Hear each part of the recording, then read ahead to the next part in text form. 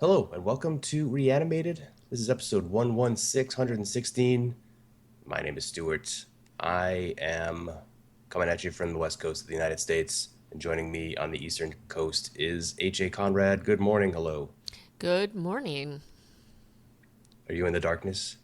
No, not yet, but it's getting there. Wait, it's getting darker? No, I mean it's getting darker earlier here. Oh, right, So, and it's later than for me. The sun has not quite come up over the yeah, no, horizon no, yet. we're well into morning here. Okay, Well fair into my enough. second cup of coffee. Yeah. Okay. So now that we've got the whole where the sun is in the sky thing and figured out, let's start talking about our show today. We're going to be talking about one episode of Fear the Walking Dead, Pillar of Salt. And wow, it was a doozy. But before we get to that, we got a few news things to talk about too. So let's kick it off with one of our favorite titles. Not sure if the feature film is going to be our favorite thing, but Cargo, which we have talked about on this show. Apparently, 11 million people, or at least it's been viewed 11 million times on YouTube. It's a short film from Australia. And the people who made that short film are making now a feature film starring Martin Freeman. And we talked about this when the short film was out, and both of us watched this, and it was definitely moving and disturbing. I was not totally surprised to see that they were going to do a feature film with this, but also curious about, what they were going to do with it to make it a feature film. I do like Martin Freeman a lot, but Yeah, yeah, me too. but And you're this right. Like seems making a really tiny story into a 2 hour story, it's a challenge. So yeah, and also, I think some of the things that I really loved about the short film was what they did with it as a short film. So, and how they kept the tension going and the immediacy of the situation and the tragedy of the situation. They really kept it tight, I guess. So I will see what happens with it. Though, again, Martin Freeman is pretty awesome. I'm glad to see he's doing this kind of thing. So, well, I will reserve judgment. But again, it's one of those things where, like, when there's a really great thing and everybody decides to reboot it 10,000 times just because it was really popular. yeah, I probably would have liked to see these particular filmmakers basically get money and do something different, but, can't have it all, I guess. yeah. I mean, Chicago by itself was just a cool little thing, and yeah. So apparently, Martin Freeman's agent was a little leery about this project, saying that he doesn't do genre. But so after reading the script, though, he was persuaded to do a film instead of calling it a zombie film. They're calling it a film with a couple of zombies in it. But they're basically still doing the same exact story where well, except in this case, he has a prescribed 48 hours to deliver his baby to safety before he turns, I guess is the kind Yeah, of the elevator pitch. yeah, but I will remind you, he did have a cameo in Shaun of the Dead, so he does at least cameos in genre Yeah. Well, that's because he was there with his co-star from The from Office. The Office. Yep. Yeah. Um, okay. Well, cool. Cargo coming to us in 2017, probably. Yes. Next up is a little funny article you found. Do you want to chat about it? So yeah, in China, I guess Uber drivers. There's a mechanism within Uber if you've taken Uber where if you cancel your ride, you get a cancellation fee. It's not much, and in this case, I think in this story it was a couple of yuan, not a crazy amount of money. But in China, drivers were apparently putting pictures of themselves looking kind of like zombies on their profiles to persuade people to cancel so that they would get whatever this one to two US. dollar fee. And apparently, it became a big enough thing that Uber has had to take steps to stop drivers from using zombie photos of themselves to persuade people not to ride with them. It seems like a pretty short-sighted attempt, or a It also short-sighted. seems like it's China and people are into like weird stuff just in general.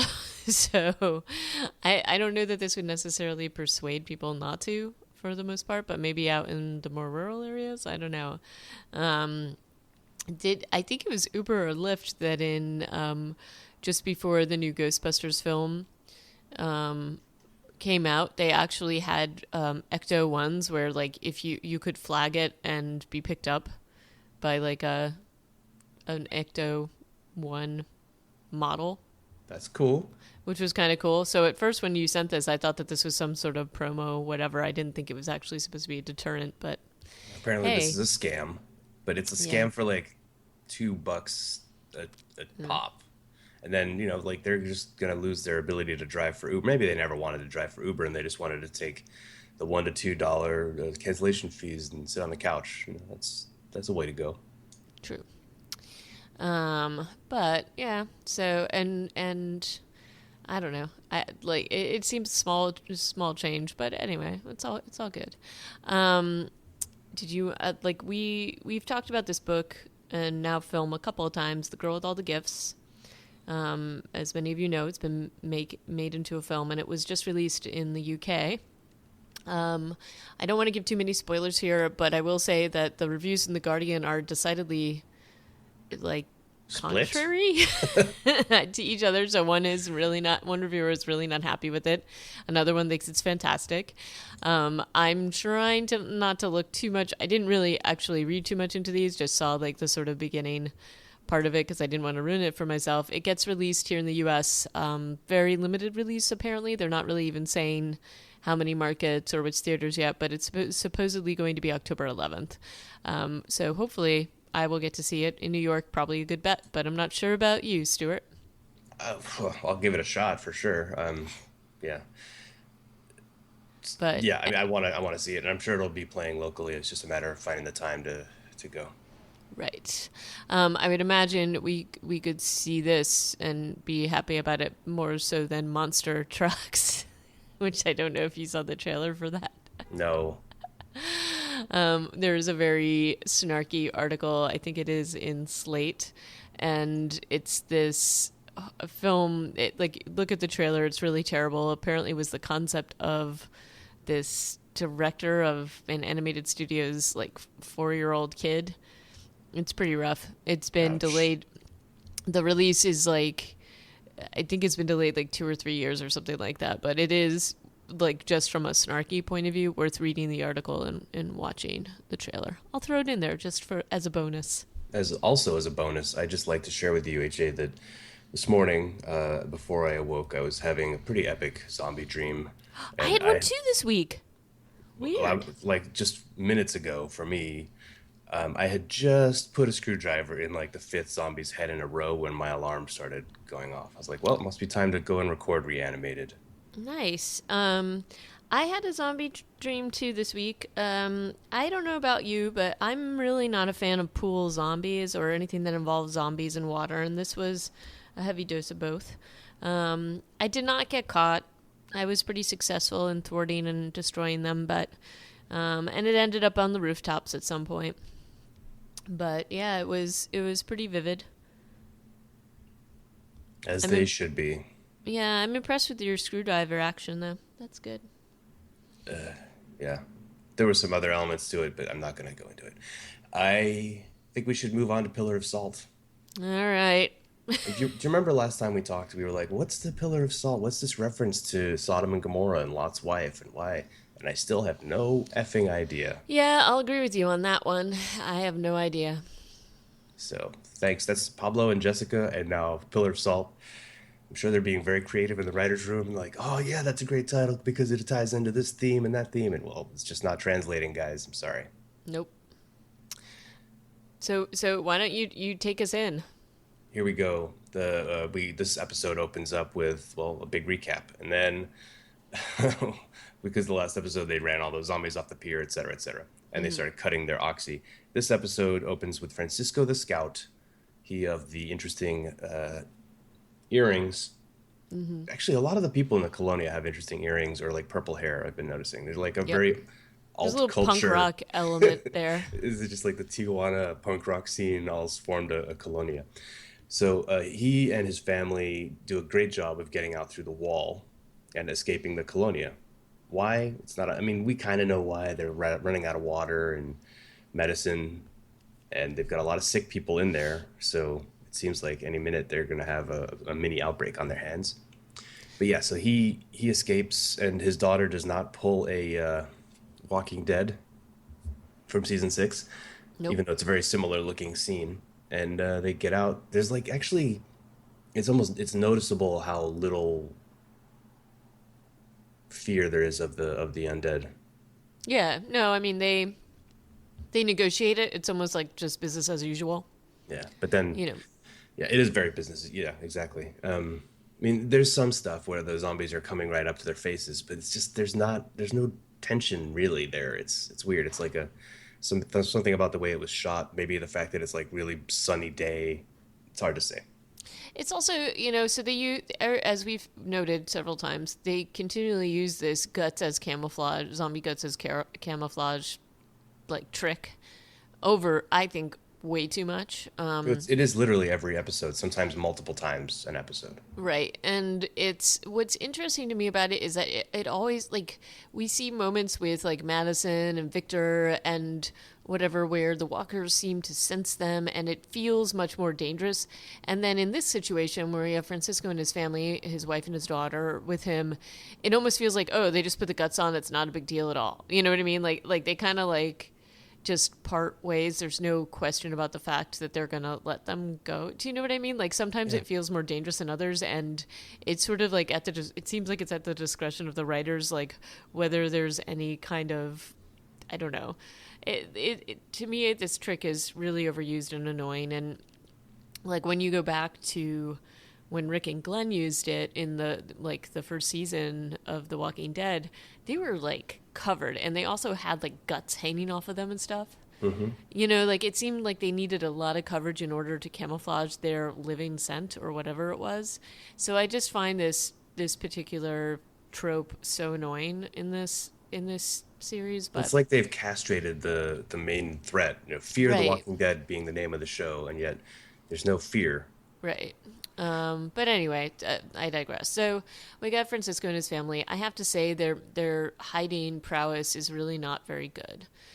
Within a few minutes of leaving the Colonia, they get like waylaid by our friendly Oxy addicts from the whatever station it is. Well, I mean, it's a city with no traffic, and yet they can't hide when they hear an engine. Right, like they kind of go just behind a little wall, but like not further in. Like I what? feel like they could have hidden way before that. I don't know. It's just They're just walking like in plain sight down the street, and it's sort of like, okay, aside from these guys, which clearly they do need to worry about, they also don't really want to be caught by the people from the Colonia, and we still don't know why they're leaving yet. But I mean, I think we're obviously going to find out, and we see hints of it in this episode. But wouldn't they be trying to be a little bit more stealthy? Just throwing that out there. yeah. But they get picked up within minutes, and I'm pretty sure torture is going to ensue. They get picked up by the guys from the Pelicano, bearded guy who's the leader of the gang, who's white, who wants all the oxy, Yeah. basically. And that's the thing. It's like Francisco's he's not like somebody that doesn't know that this guy's out there. Like I don't know. It just feels like he could be a little bit more cautious. But I think that this is going to, and we talked about it before, how the guys from the Pelicano are gonna try to find because they want the oxy. Um, they're gonna try to find La Colonia. So And apparently, what I don't really understand about the timing here is that there was a scheduled shipment from the Colonia, which this becomes more clear as the episode right. goes on. There's a scheduled shipment for Oxy for water that's supposed to happen today in exchange. But Francisco is clearly sneaking out early Mm-hmm. because the guards are asleep, and even though it's broad daylight, there's nobody around. So why is I forget? I don't even know the bad guy's name. I think it's I need, Marco it or might be something. Marco. I don't know. I just Why call him the is bad he guy. out looking for? Is he just trying to find the source? Maybe that's it. But why isn't he just waiting for the delivery to come and then he can Follow hijack them. or just kidnap the people who are coming to him? Right. It's a little weird, but again, one of the many unexplained things about the show that I find frustrating. Yeah, And meanwhile, back at the ranch, which ranch? The hotel ranch? no, the Colonia, Yeah, you know, it becomes clear that Francisco has left. And then it takes like a turn that I think is very strange. We know that other scouts have gone missing before. Most recently, the brother of, what is her name Lucy. again? Lucy. Lucy. And so now it's sort of like we're getting little pieces of information, like we're seeing cracks in this happy little, oasis. And I think some of it is this weird religious thing they got going on, perhaps. I don't know. But I feel like Alejandro kind of goes really crazy in a strange way here. Yeah, like he's so confident and calm and chill in the first several times we get to see him across multiple episodes that him cracking up at this point. I mean, I get it. His colonia is clearly failing, and he's under pressure, as Lucy says. But the extent to which he's willing to show Nick how little confidence he has and how scared he is, it's just weird. It's really weird. It's also weird that he's now questioning other people like Lucy, which come on. I don't fully buy it, but anyway, we'll come back to that point, I I'm think. fine with talking out that this whole side of Okay, the well story that's and all. fine. It's also weird this whole episode though in both storylines, all three really, because we also have Ophelia who comes back, and we should definitely talk about that. All three episodes of actually no, just the hotel and the Colonia. We've got Spanish speaking people speaking to one another in English. For instance, you've got the nephew and the aunt, Yeah, Dia and I forget his name, I don't Hector's remember. brother, Yeah. and you've got Alejandro and Lucy speaking to each other in English. Just because Nick's in the room, but I'm like, I'm sorry, this is a tense moment.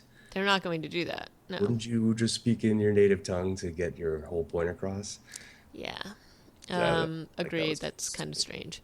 You know, But anyway, like Alejandro is basically like, now nobody leaves the Colonia, and Nick is like, well, they're expecting a shipment and we need water, and Alejandro's like, I don't care, nobody's leaving, and Nick is trying to speak reason to him and to Lucy. Lucy's like, I'm the boss. yeah, but then that's sexy time. I'm the That is boss. sexy time for Nick. I don't blame him for caving to that. But then he goes and is trying to basically gain some support elsewhere. I mean, I think Nick is totally and understandably concerned here because he is an addict, so he knows what happens when people don't get their oxy, Right. and it's not good what happens. So I think he's concerned that you're going to get attacked, and he's like, you guys really don't have enough defenses to be able to hold something like this off. And why don't we just go and do this? And Alejandro's being very pig-headed and crazy about it. He's also sweating a lot, so I'm wondering if he's sick too, and we Sure. don't know it. Well, during his speech, Nick turns to Lucy. He's like, "Is he okay?" And she's like, "He's stressed out." But yeah, we Right. don't know. We don't know. And I wonder if maybe he's suddenly going to turn into a zombie, and then they'll throw all the canon they already kind of have with his character. With his character, we don't know. He supposedly has been bitten by a zombie and not turned. I suspect he was just bitten by a drug addict who is not infected, but Right. Yeah. maybe I feel like that's probably the deal. But he's been treating all these other people, so there's a good chance he was bitten again. Who knows? Maybe, or just sick. Like maybe he just has, Right. pneumonia or whatever. But anyway, like, so there's all this back and forth. There's definitely strife in the Colonia, and I mean, the sort of last piece that we see with Colonia and sort of what's to come next is like Nick kind of standing out and totally in the open and being seen by evil guy from the Pelicano. So clearly, this is going to probably come to a head during the next episode. That's essentially one of the things this episode does is set up that major point of conflict since nothing else is really there's been nothing else the last few episodes. It's been kind of chill other than some little stuff here and there. Back at the hotel, they have there's a montage of people securing the gates Working together as a team, as a team, turning on the generator, making putting ice because that's an essential thing. yeah, you gotta have ice. Come on. Like everybody else is doing security and power, and Strand is in there polishing the bar and making himself a whiskey because I that's how know. useful he is. That's where his skills come in play the best. Yes, Um, and you know, Alicia and Hector are just doing surfing lessons. Like I yeah, feel like they seem like they were really on top of their stuff, and then They've got those two little snippets of Strand just polishing a bar, and Alicia and Hector doing surfing. I know. We've also got some of the other extras, including Oscar's brother, Andre, the medical student, fishing Hmm. off the pier where they had just dumped 50 zombies in the water. I know, because that seems like a good idea. But the riptides took them away, Right. Stuart. There's no people there because of all the riptide. Yeah. There's nobody coming out of the surf or anything. Um, yeah. Do you think are we shipping Alicia and Hector because they're shown in a scene together Yeah, with clearly they less? are. But, we've seen them do this a lot with Beth, and so we know that that's probably not going to end well. But I think that the purpose of this conversation is to remind us that Hector's brother has joined with this other group, Yep. and they talk about that, and also to bring up Nick again, and there's some symmetry there because, so they're chatting about that. So I think that was sort of the purpose of that. But I definitely feel like the shipping was there Hmm. to a little bit of an extent, but we'll see where that goes. But Probably also nowhere just good. in this universe, in this show franchise, whenever you show people doing things that are like from the old ways, like Mm-hmm. learning how to surf or I don't know, having a haircut or any of these like humanizing elements, I feel like just typically the show likes to tell you, well, this isn't gonna last, you know? Right, like getting your first drink, like Beth and Daryl. Yeah. Yeah. So also then there's a scene where they're all drinking tea in the suite. And another big trope is there's a knock at the door. And instead of answering the door, Elena says, "Oh, that's probably Hector. Can you please let him in to Strand?"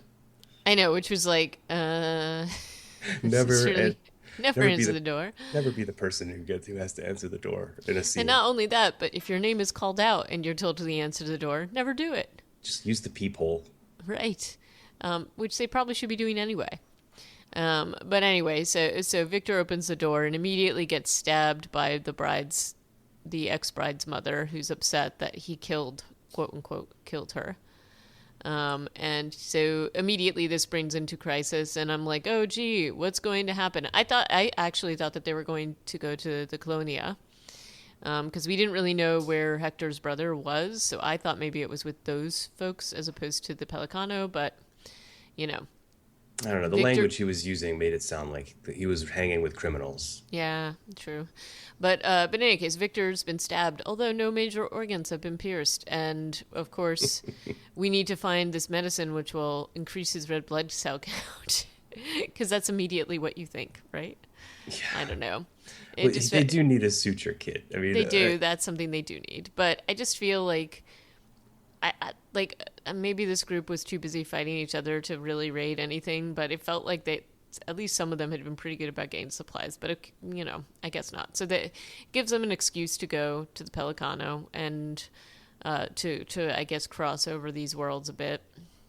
it's a little Um, weird when Elena is like, "Yeah, there we could try or Maddie is like, "Let's go to Rosarita and find, a pharmacy." And Elena, who has admitted she hasn't left the tower since two knows that all months these ago, places are gone and she's all like, this other "They've all stuff. been looted." I'm like, "Well, you seem to have a lot of knowledge considering you're not even there." Right. And then, of course, there's a fraught moment between Elena and Hector, and he's like, "Oh, I'm not gonna go," and all this weird stuff with Maddie, where she's like, "Keep Victor alive." It's just really awful. Well, Um, it's the first part of this episode for Maddie is good because she's still exhibiting leadership and logic. She's like, okay, the mother of the bride has to be locked up. We can't have violence against each other, or it's all over, et cetera, et cetera. She's making some sense. She's laying down some ground big rules. big rules for their new colony that need to be said, and she's the one that people are looking to. She is Right. like good Maddie in this scenario, At but this point, yes. then she, for whatever reason, again, the writers were like, hey, we've got this character. She's doing okay. Let's fucking set her back 100 steps on the good leadership and good survivor In judgment. scale. And yeah, Uh, and they just make her an idiot for the rest of the episode. That's the most frustrating part of this whole thing. Because she is at the end of the mid-season finale or whatever. I was like, yep, her and Strand, they are the two who are taking care of business. well, and this is the other thing. It's like she and Elena go to basically trade for medical supplies. And this is another thing. Like, why are you showing this group of people what you have? Like, in terms of resources, just bring them the fish. You can bring them a fish in the cooler without ice. You know what I mean? Like, I just, part of this is very confusing to me. So they make, what's his face, the groom, I can't remember his name. Oscar. Oscar. Make him sit outside, and then they go in to negotiate. And it's just this really, I just feel like this whole scenario is just set up so poorly. Like, they're, talking to Hector's brother, and he keeps being like, oh, he should have chosen me and all this stupid stuff. And then he's like, oh, you guys have ice? We'll want more of that. And they're like, yeah, we have as much as you want. Like, don't admit that. What are you thinking? And you only have as much ice as you have diesel. Right. Like, oh my God. And like, let's make yourself a good target, which you already have talked about. Like, I mean, Maddie has been talking about how they're a target from the get-go, and now she's making them a target. It's like, come on, you're smarter than that. And yeah, definitely this kid knows where they are because Dia is associated with the hotel, right? Right. And now he knows that they have power. Wait, he calls her Dia. Her name's Elena. I don't know why he calls Right. her. Does that mean aunt in Spanish? I think it probably does. I thought it Tito. meant God. Tito and okay. Maybe it Dios. does. Dios. Oh, we're not very good at Spanish here. At We are Reanimated. not, clearly, at Reanimated, not our forte. Maybe that's why they speak English to each other in these scenes instead of because this is one of these scenes where I'm like, why are you speaking English? I appreciate it on some level. On another, I'm fine reading subtitles. I can really do that. I've been watching Narcos a lot, and my Spanish is getting a little better, but not that good, obviously. Dia is day. Duh. Okay. He said, "Don't come back here, Dia." I don't know. Yeah. Whatever. Maybe okay. Where was I? And then Maddie goes bananas when she hears Francisco getting interrogated. Conveniently hears, because they're not keeping this in any way to themselves, the fact that they're doing this. There's like, they hear every single bit of this conversation. But Maddie doesn't understand it, and so Elena has to translate it. And then she hears the phrase, "They're looking for a woman named Lucy and a guy with ratty hair, a gringo with A ratty white hair." guy with ratty hair. Clearly it must be Nick. Oh God, it's so frustrating. And then It's she so runs frustrating. off and gets. Oh my God, why didn't they just shoot her? It felt like they should have. And she's just like all involved. It's so contrived and terrible. It was just so upsetting. And then Elena manages to not let them shoot her, which, by the way, let's remind folks about the fact that this is the group of people that almost chopped off Nick's hand for stealing a candy bar. You Yep. think that they're going to let them go unscathed when she just tries to interrupt an interrogation and is trying to get information from people? Yeah. So anyway, there's that. So Elena manages to save the day, and they go back to the hotel.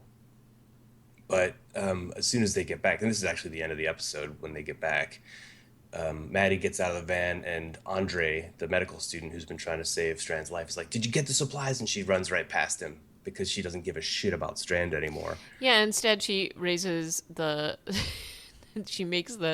uses their precious generator energy to make them a beacon for every single crazy ass person in however far you can see that hotel sign. And everybody hates this decision because she didn't talk to anybody about it. And then, Alicia gets up there and is like, "You're an idiot, turn it off." And she says a bunch of dumb stuff about how, "Hey, you don't understand. He's my child." And she's like, "Of course I understand. I am also your fucking child, you idiot." And he Stop. chose to leave. It's not like they lost him. It's not like there was some sort of confusion about the fact that he chose not to go with them. He absolutely made that decision. Yeah. And there's no argument here. She is wrong on every level. Everybody else on the show and everybody in the audience knows it. And I have to think that it's not subtle writing. No, it's just, terrible. It just seems bad, and it's taken a good character, or at least one who was borderline good, and trashed her. Again, I mean, they turn off the sign, and the only good thing coming out of this is that we see that Travis doesn't have Chris with him, thank goodness. and he's like, looks like he's gonna head towards the hotel. Right. So yeah, there's that. Maddie's annoying. God, And it's so bad. it's just bad. And again, This just to me overall again and again and again this series just proves to me how sloppy they are in terms of plot, in terms of character development, of sticking with the characters that they develop. These are all just extraordinarily sloppy and lazy ways of creating drama where you don't need to. I just feel like there are just so many better ways to go about doing any of this and to bring these characters all together. And to me it just feels like they put together a bunch of like random writers and decided to let them go have at it, and it's really frustrating, and it's one of the most frustrating things about this show, which I think still has the potential to be good. They just can't get their shit together. It's important to bring the cast back together, which they chose to split up into a million pieces. Like, so that's something good, with Travis and Nick suddenly kind of being adjacent to the hotel now because of Right.